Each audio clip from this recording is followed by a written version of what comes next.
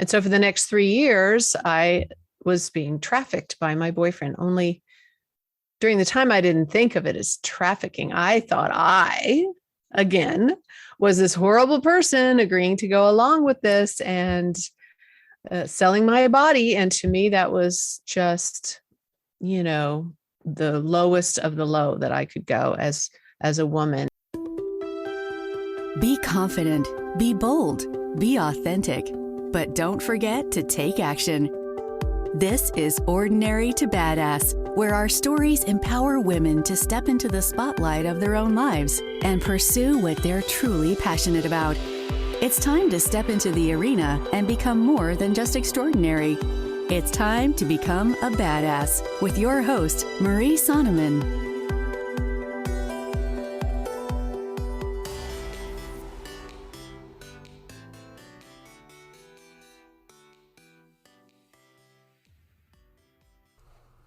Welcome to Ordinary to Badass, episode number 269. In this episode, you're going to hear from Janelle Anderson. Janelle is a speaker, author, and confidence coach for women entrepreneurs, helping them to own their expertise, monetize their message, and attract more clients.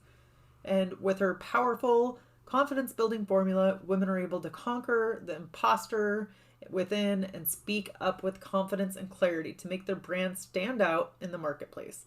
Janelle is the creator of Speak Confidently to Sell, her signature course focused on messaging and speaking with confidence, and the Monetize Your Message Mastermind program. Her new book, Take Center Stage, Be the Star of Your Own Story, was released in January 2022. In this episode, Janelle and we talk about confidence, trauma, and her history, how she was sex trafficked. So many good nuggets in this episode. This is definitely not one that you're going to want to miss. So make sure to get out your notes. Again, this is a great episode and you're going to want to get down as much as you can. With that, let's get to it.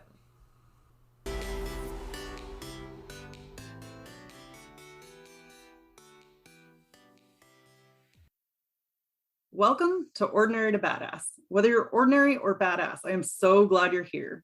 Today's guest is Janelle Anderson. Janelle, thank you so much for being here. Excited to have you on the show. I am excited to be here and just raring to go. So before I go any further, I've got to ask you, do you consider yourself ordinary or badass?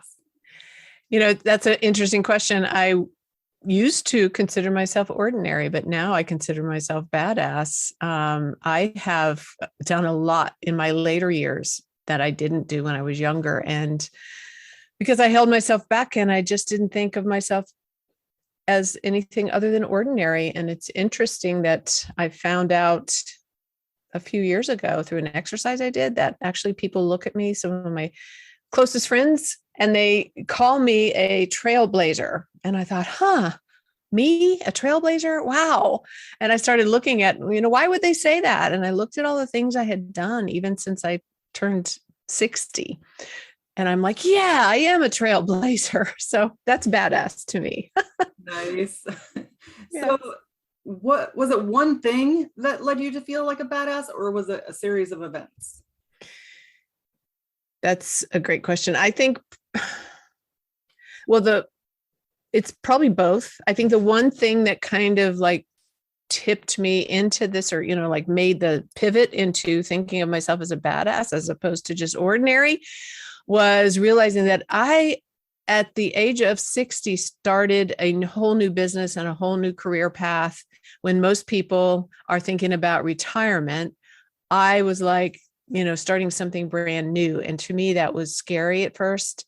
And I didn't know if I could do it. And I worried about, who am I to think I can do this? But it was such a passion in my heart to help other women that I just decided I'm going to go for it. I haven't done this before in my life. I've always played it small and hid in the background. And now I'm going for it. And so I think that was one of the biggest catalysts for me, was just starting this business and doing it at an older age and not worrying about that, and realizing that I'm not ready to retire. I want to do something that's passionate and that fuels me and satisfies me. I'm not going to go sit on the porch in a rocking chair and knit right now.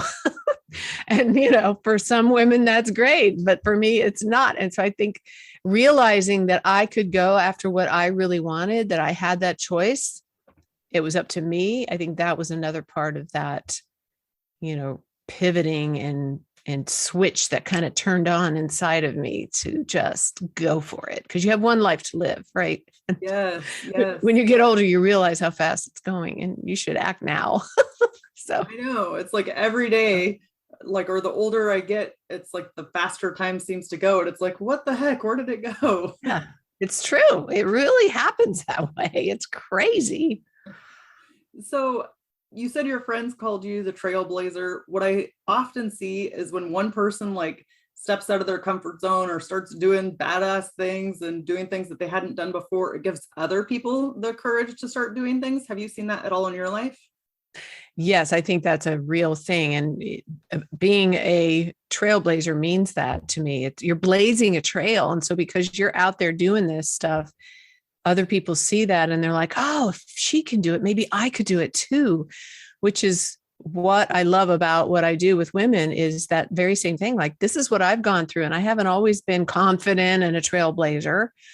But if I was able to step into this place, then you can too. And if I was able to learn things that I didn't know how to do, you can too. And for me, when I first started thinking about becoming a coach and starting my business, and I was worried about, oh, I'm 60, and I started looking at, I Googled like older women entrepreneurs and older women that had accomplished great things. And I discovered women in their 60s and 70s and even 80s writing books and starting businesses. And I was like, if they can do it, I can do it. So I think you're right. You know, it really does open up that space and give others that encouragement and motivation to go ahead and pursue their own passions too. So I can't wait to dive into more of your journey and hear more about you. But first, will you share a little bit of your background, your history? Yes, sure. I would love to.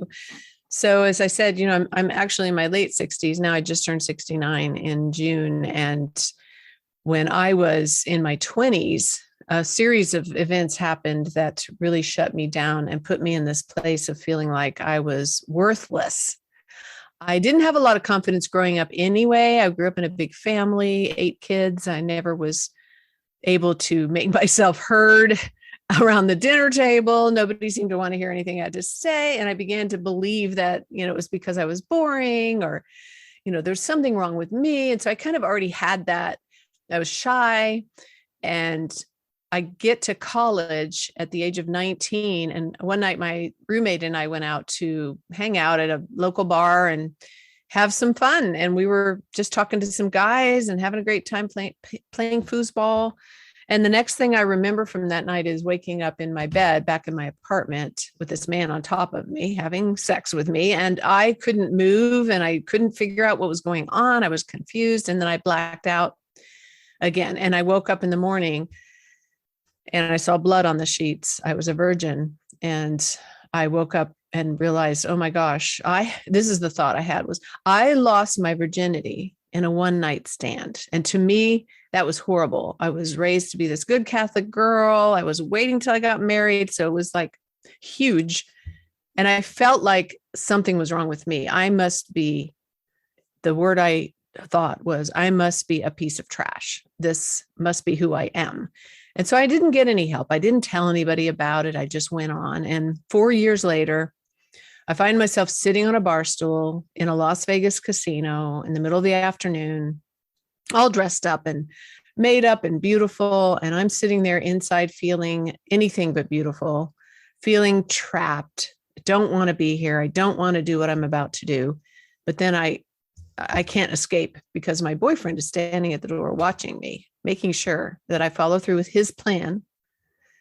And the next thing I know, a man sits down next to me and asks me if I'm working, which in Las Vegas means prostitute, right? So working girl.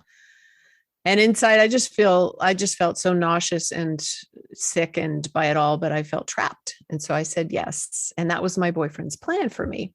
And so for the next 3 years, I was being trafficked by my boyfriend. Only during the time, I didn't think of it as trafficking. I thought again, was this horrible person agreeing to go along with this and selling my body. And to me, that was just, the lowest of the low that I could go as a woman. And I felt used, and I felt, just shut down emotionally. And so that part of my past, once I got out of it, I stowed it away, stuffed it away somewhere deep in my heart, like in a closet somewhere. And I thought, well, I'm never going to look at that again. I don't want to think about it. That was a period of my time, of my past, that I don't even want to acknowledge.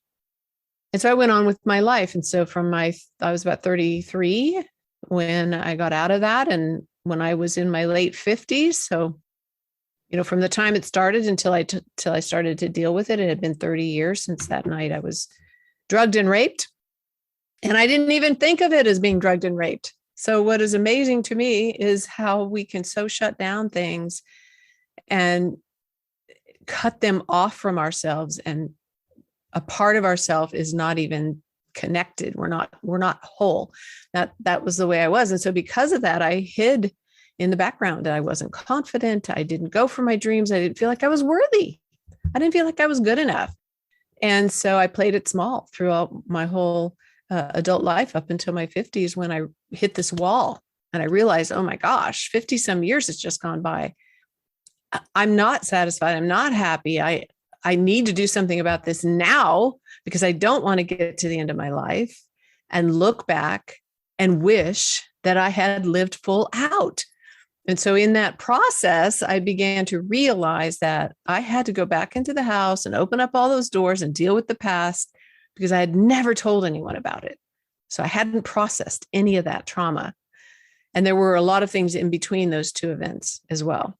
So I processed through it. I got some help and I began to unpack it. And the revelation came to me that I had actually been drugged and raped, because I never thought of it that way. And that I had been trafficked, that I had been a victim. And it wasn't that I was worthless. It was that these things happened to me and I was vulnerable, and these men had taken advantage of that. And so I forgave myself, and I began to wrap my arms around my younger self. And instead of being ashamed of her, I began to love her and have compassion for her. And that just released a lot off of me that I had been carrying that really was not mine to carry, and began to see the real me, love the real me, and confidence began to grow. And I found myself saying yes to things that I'd been saying no to. And I found myself having this courage to step out onto center stage and shine my light without apology, without being afraid of what others thought of me, and just going for it.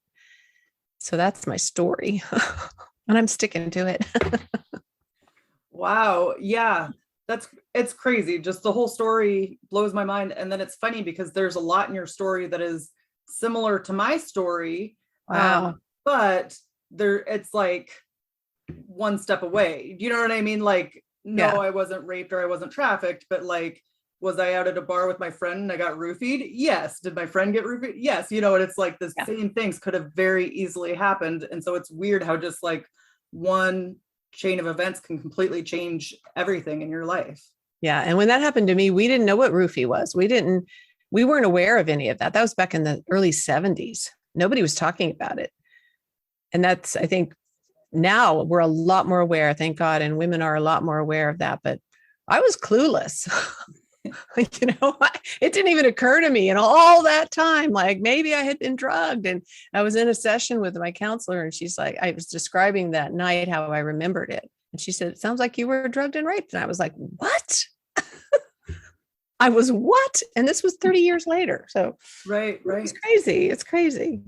So for the woman who has went through something traumatizing like rape or being trafficked, and maybe they don't know what to do, they might not even know what to call it, but they just feel horrible about that situation, or it's totally tanked their confidence, or they're uncomfortable talking about it, which is understandable. What would you say to her?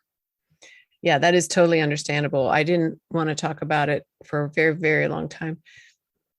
I would say to find someone you can trust, that is trained, maybe it's a counselor, a therapist, or a minister. For me, it was in my church, but find someone who you can trust that knows how to deal with trauma, that will give you the space without judgment to talk about it. Because when we don't talk about it, it's like a sore that never heals, and it just festers and gets infected, and it never heals. You have to open it up and clean it out.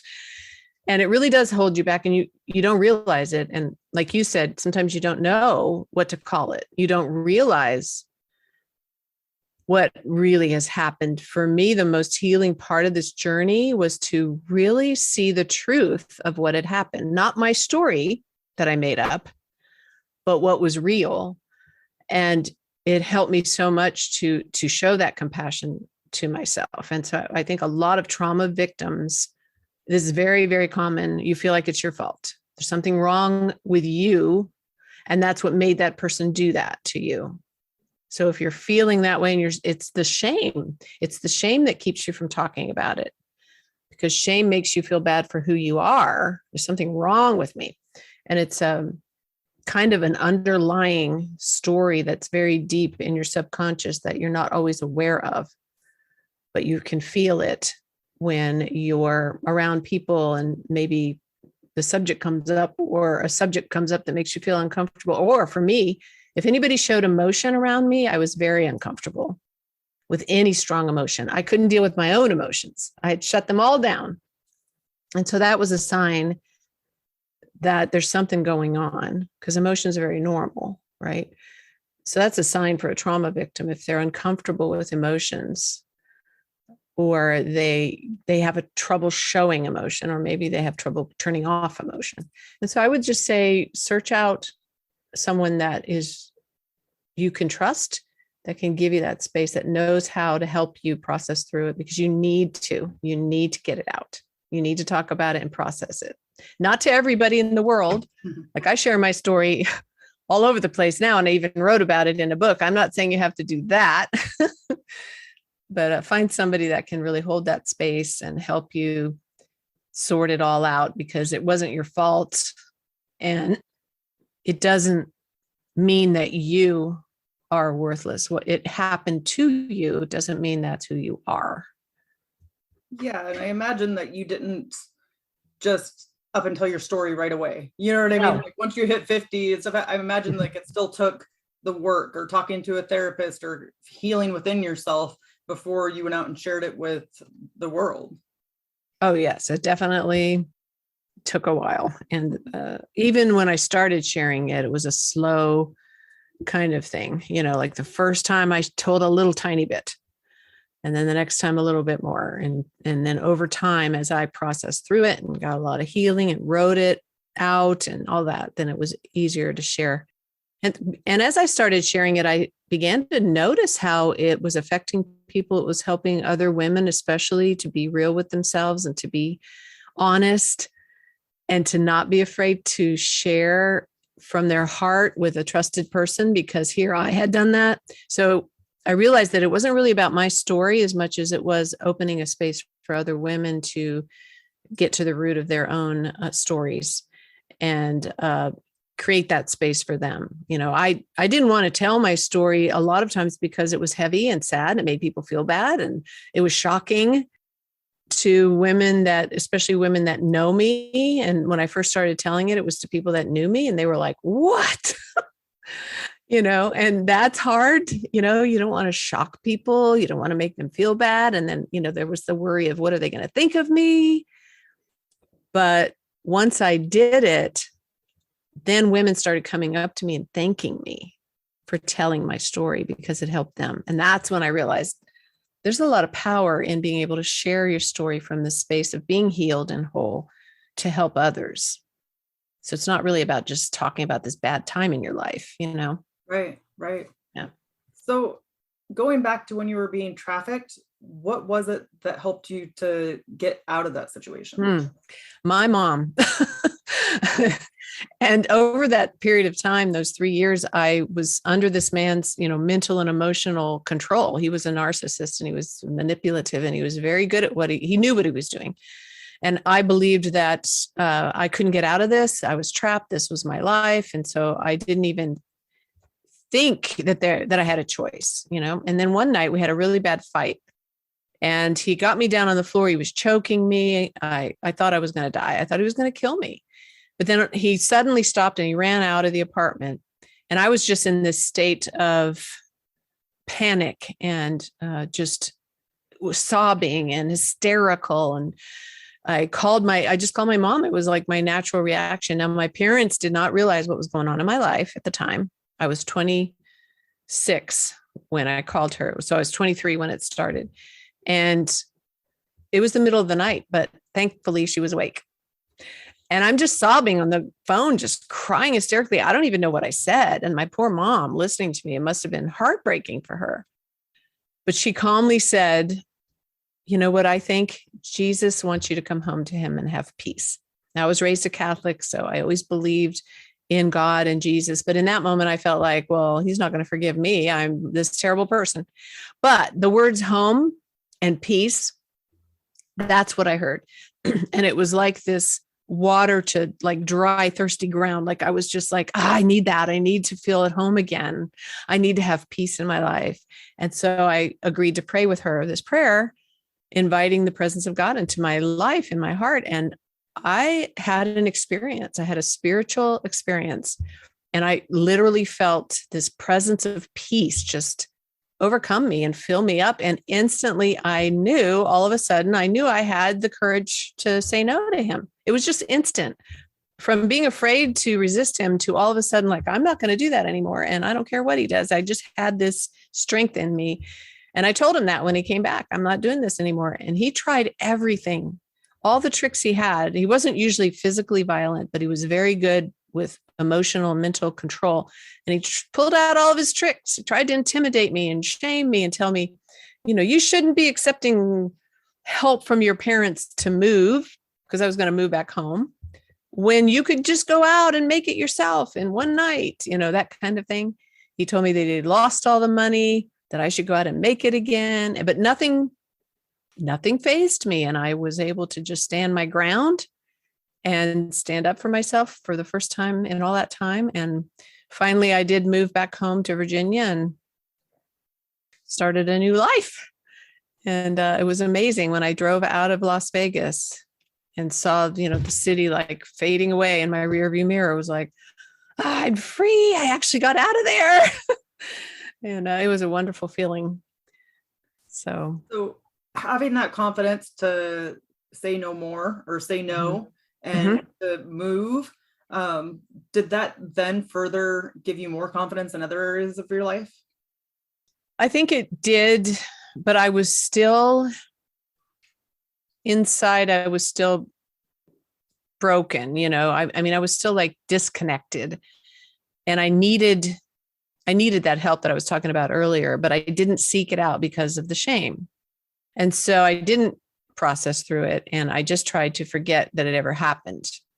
So that created in me this fear, like people are going to find out. I can't let people get too close to me. And also this feeling of like playing small, and I didn't have confidence to go after my dreams.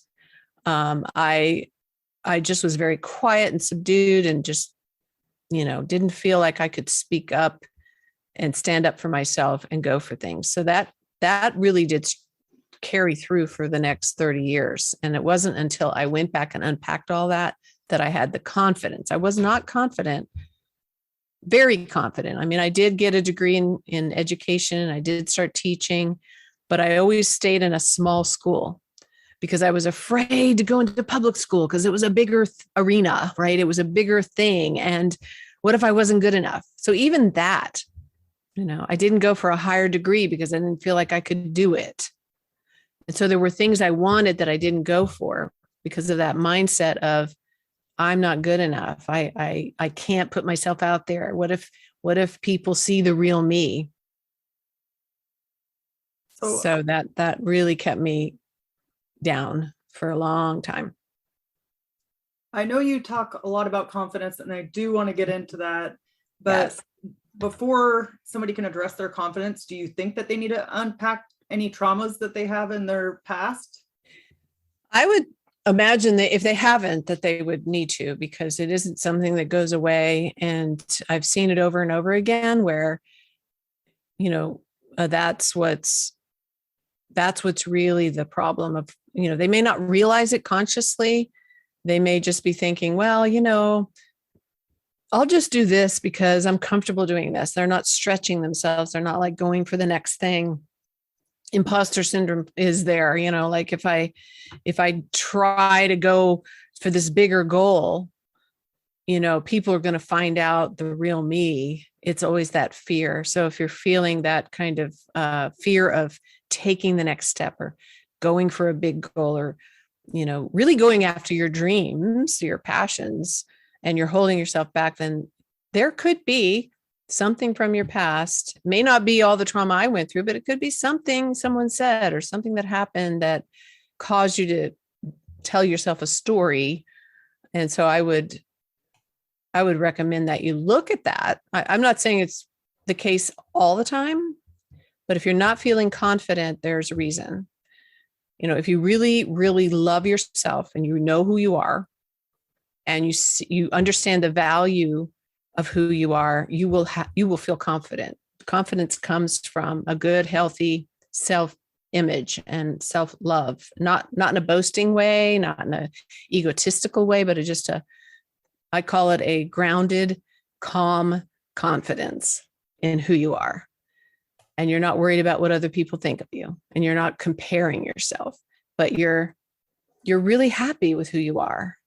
You love who you are, and you see the gifts and the strengths, and you embrace that, and you're able to step out into the fullness. I envision it as stepping out on the stage of your life as you, and you're not playing another role. You're you, and you feel very comfortable with an audience watching you, basically the people in your life, and you're not worried about what they think.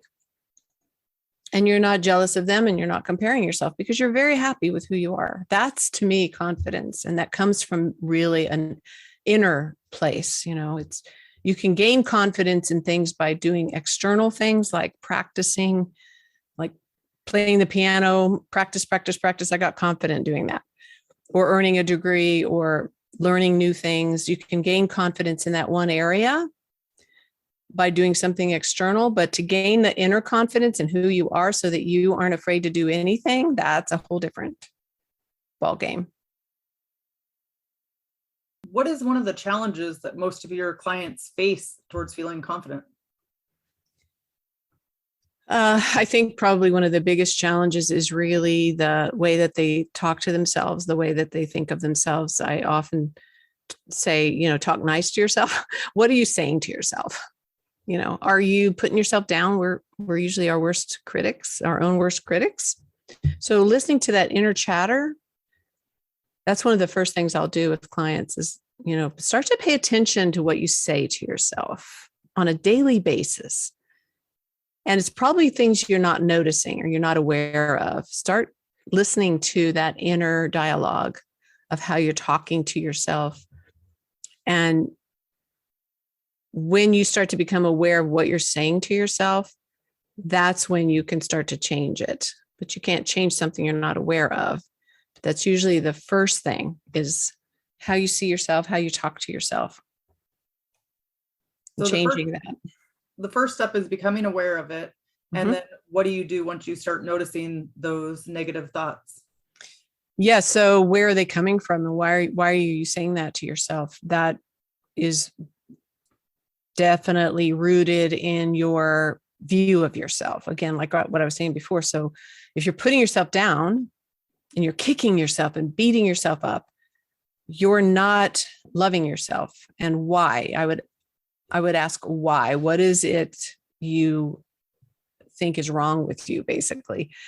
And unpack that, because, you wouldn't talk to your daughter that way or your best friend. And so you're treating yourself worse than you would, somebody else. And there's a reason behind it. You've got to get to the reason behind it. Where are those thoughts coming from? It could be something that you adopted. There are things that happen in childhood. The teachers say things, the siblings say things, other people say things. And as children, we think it's true. And then it starts this whole self-image, like I thought that nobody wanted to hear what I had to say because I grew up in a noisy family and I have a quiet voice. But in my mind, it was something wrong with me. So I had to unpack that whole story to get to the root of why I had those thoughts.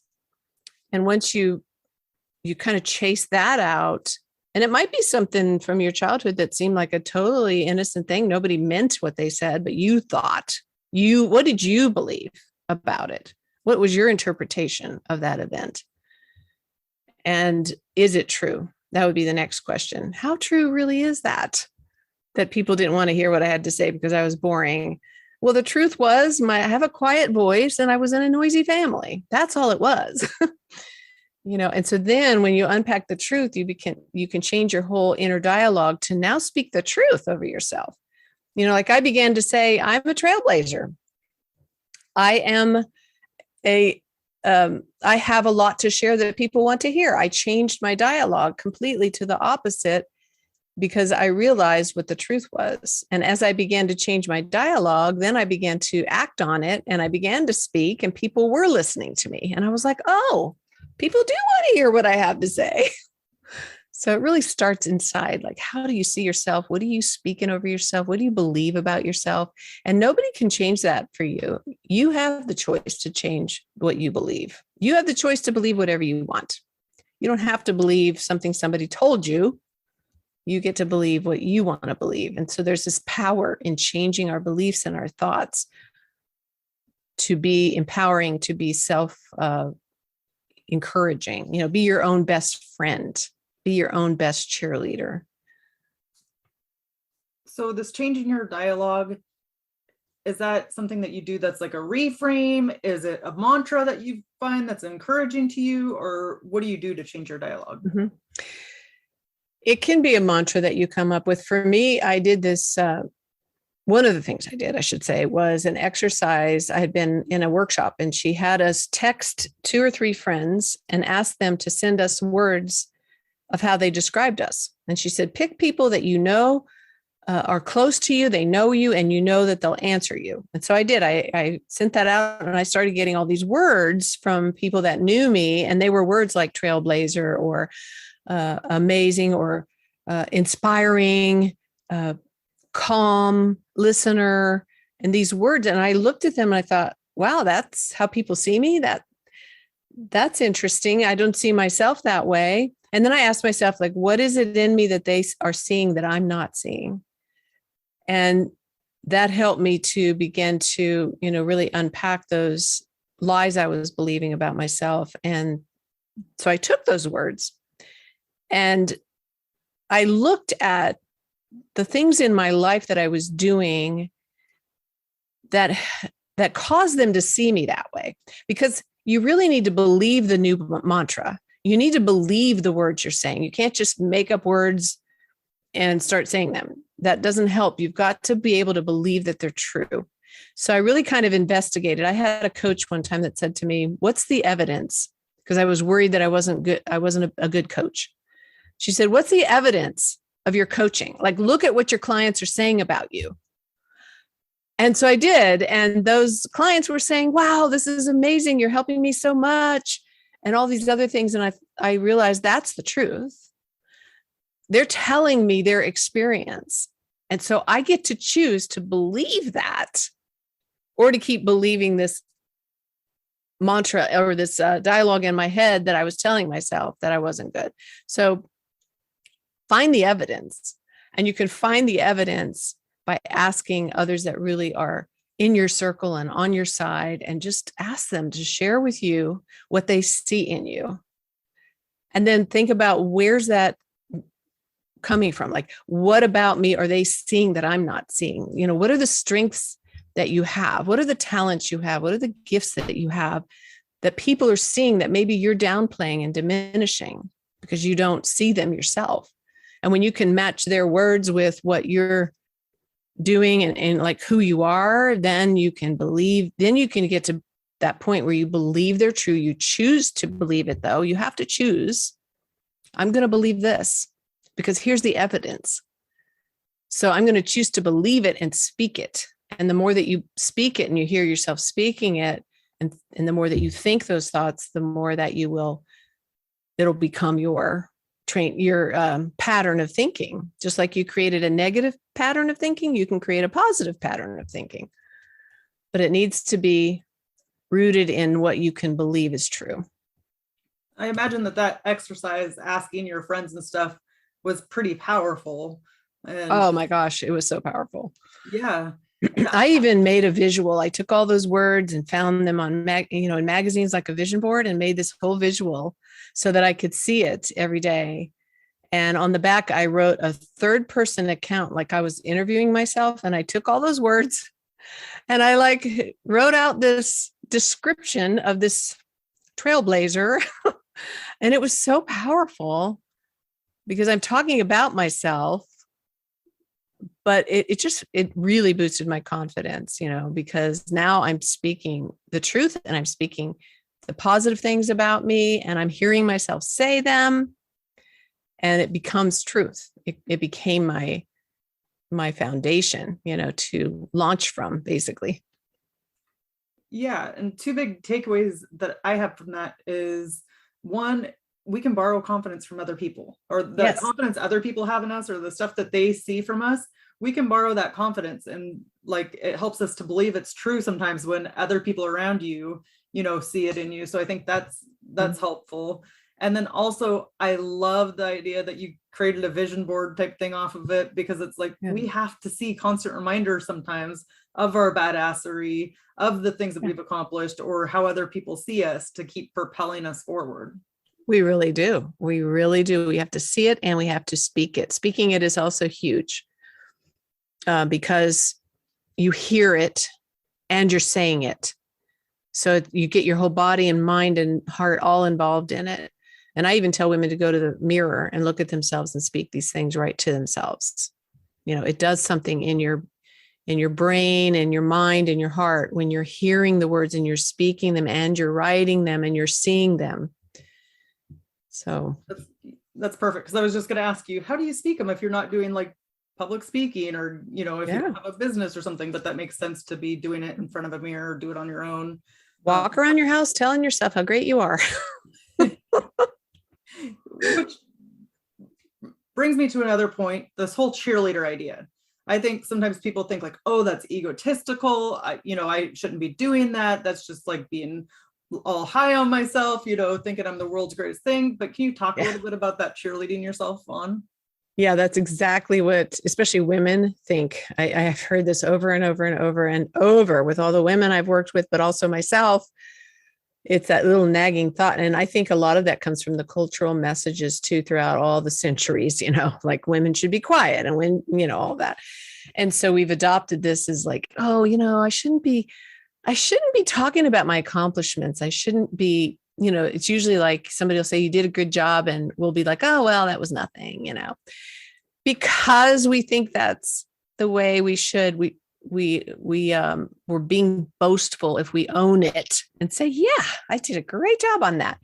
It feels boastful, but it's really not. And one that I thought was a perfect way to describe this or to illustrate this was, Simone Biles, the gymnast.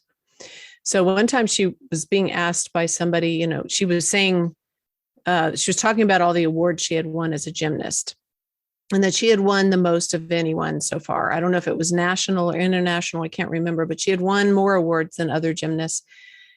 And somebody said to her, "You are boasting. You shouldn't be saying all that." And she said, "Well, no, it's a fact. Here they are." I'm not lying. I'm not making it. Here they are. And I thought, yes, she's owning it and stating this fact, and she's proud of herself, and she should be proud of herself. She has worked really hard for this. We would tell our daughters good job, and we'd be patting them on the back and telling them how wonderful they did. Why don't we do that for ourselves? And it's boasting to me is like saying I'm better than you. We're not talking about saying you're better than someone else. We're talking about stating the facts that, hey, I did this thing. I wrote a book and I'm proud of it. It was hard. It took a lot of time and it took a lot of effort, but I'm really proud of what I produced. And say that to yourself, and don't be afraid to say it to other people. It's a fact. And it boosts your confidence too, because, a lot of women will accomplish something and just sort of brush right past that goal that they reached or that achievement as if it was no big deal. They might celebrate it for a few minutes and go on to the next thing. But I always say, like, stop and mark that moment, and even mentally and emotionally, like, put a stake in the ground, like a monument to this thing. I did this, and take the time to celebrate it and own it and enjoy it and be proud of yourself because you did it, and that just is a confidence booster. Yeah. I love that idea of like putting a stake in the ground, embracing it. Absolutely. Yeah. It's so helpful. And previously I had Rebecca Kordecki on the Ordinary to Badass podcast, and she talked about like having a wall of badassery. And so she would have like kind of like a vision board, like you were talking, but put down like images of all the badass things that she's done or words of stuff she's overcome. So when she's feeling down in the dumps, she can go back to that wall of badassery to remind herself of the things she's overcome. I love that. And I think that women, the more that we do that, the more that we can help our sisters do that, right? The more women that stand up, take their place in the world, like take your place in the world and stand there proudly and confidently that this is your gift to the world, what you just did. This is your genius zone. And there's nothing wrong with that. All of us have that. And by you standing in your ground and shining your light, you're not diminishing other people. And I think that's another fear that we have, that if we own our accomplishments, if we have our badassery board, if we talk about what we've done, and if we're proud of ourselves, that somehow we're diminishing other people, but we're not. Your light doesn't diminish anybody else's light. In fact, it adds to the world. You standing in that place and owning your badassery and your genius and shining your light adds to the world. It helps the world be a better place. It's that piece of the puzzle that only you can fill, and that's what I like to see, is women doing that. And I think that, it just creates this wonderful connection and beautiful tapestry of beauty that women can bring to the world by being all that they are, not holding back, not diminishing, not apologizing, but just standing strong in that place and saying, this is who I am. I love who I am. I'm proud of who I am. Who I am is valuable. Who I am is important. And I matter. My voice matters. What I bring to the world matters, just like everyone else. And it doesn't take away from anyone else, but it also, other people's light doesn't take away from mine either. Oh, to beers, take your place in the world. You heard it from Janelle. I'd say go back, rewind, listen to the last 3 minutes, because what Janelle said was so amazing. And sometimes we need to hear it several times for it to really sink in. So thank you for that, Janelle. Yeah, you're welcome. So let's end with a tip to encourage women who are in the arena fighting for the life that they want. Yes. First of all, good for you that you're in the arena fighting for the life that you want. Know that is a good thing. It's not, there's nothing wrong with that. In fact, that's what you should be doing. You're the one that can do that. You're the only one that can make that choice to go out there and fight for that life that you want. It's your choice. It's your choice to live the life that you want, to create the life that you want. Nobody else can do it for you. So, there's a quote that I love by Ralph Waldo Emerson. He said, to be yourself in a world that is constantly trying to make you be somebody else is the greatest accomplishment. So like going out into that arena and fighting for the life you want, being who you are without apology, that's the greatest accomplishment. So good. And how can we connect with you, Janelle? Well, I have a website. It's called emerginglifecoaching.com. I'm also on Facebook. I have a Facebook page with the same name, and I have a Facebook group, Women Emerging Fearlessly. I also have my own podcast, but it's been on a break. I'm going to relaunch it season 2 very soon. And it is also called Women Emerging Fearlessly.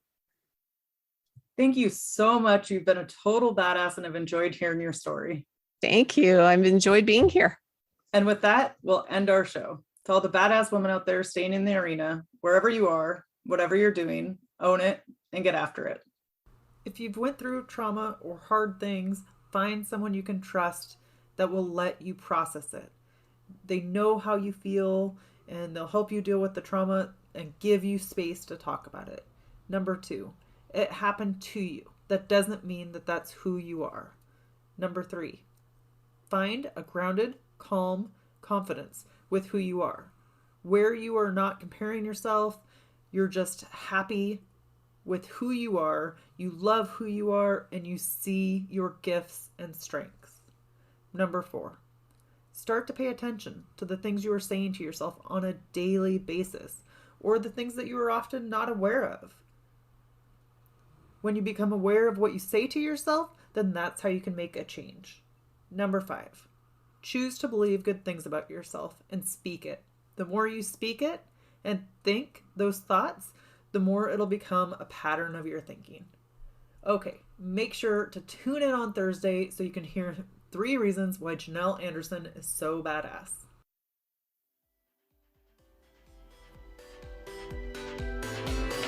Now that you've listened to this episode of Ordinary to Badass, we want to hear from you.